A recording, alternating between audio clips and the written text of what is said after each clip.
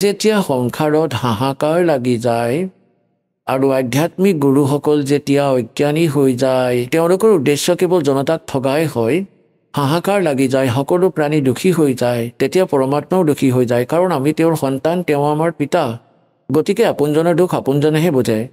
গতিকে পৰমাত্মাই সেই উগ্ৰগতিৰ দ্বাৰাই প্ৰেৰিত হৈ 600 বছৰ আগতে পৰমাত্মা আহিছিল, জ্ঞান কৈ থৈ গৈছিল, একেবাৰে শান্তি হৈ গৈছিল সমাজত, এতিয়ালৈকে চলি আছে। কোনো লুটপাত নাছিলে, মৰমেৰে বাস কৰিছিলে। কোনোবাই কাৰোবাক দুখ দিয়াৰ আগতে ভয় কৰিছিলে ভগৱানক।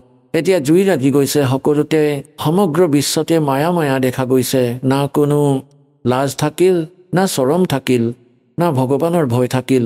এতিয়া সেই শান্তিক পুনৰ স্থাপন কৰিবলৈ আৰু ভক্তিক পৰমাত্মাই আগতেই এই বচন কৈ থৈছিলে যে যেতিয়া কলিযুগৰ 5500 বছৰ অতিক্ৰম হ'ব, তেতিয়া মই মোৰ দাসক পঠিয়াম, তেওঁক পূৰ্ণ জ্ঞান দিম। এনেইতো ভগৱানে স্বয়ং আহিম বুলিয়েই কৈছিলে 12 নম্বৰ পন্থত, গৰীব দাসৰ পন্থত।